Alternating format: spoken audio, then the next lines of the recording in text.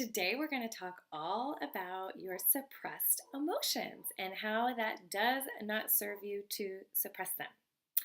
Quite often, something that is really negative in relationship is the stacking of emotions.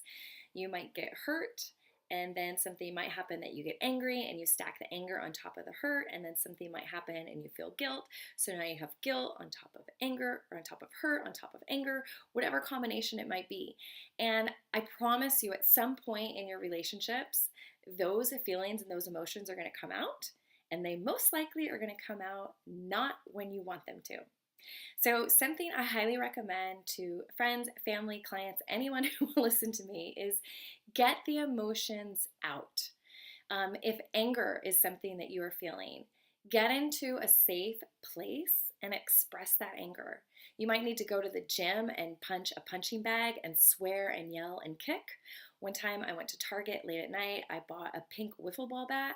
I came home. I locked my dog way up in the garage so she was nowhere to be able to listen to me. And I beat the living shit out of my bed. And I yelled and I screamed and I cursed. And at some point, I don't know, 6 minutes into it, I felt this like cathartic release from my body. And I let all of this anger release out of me.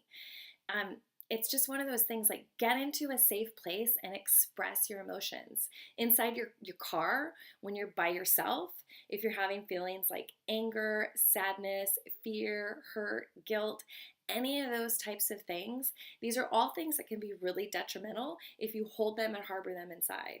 And quite often our society says we shouldn't express it. It's not it's not a safe place to do it. I highly, highly, highly, highly, highly encourage you to please express it. Get it out of your body, get it out of your system, because once you do, you can come back to who you are. You can come back to your heart and you communicate with someone that you loved more openly and more lovingly because you've actually faced and dealt with your own emotions. So my invitation for you today is share in the comments below what's an emotion or a feeling that you've been harboring and not willing to admit.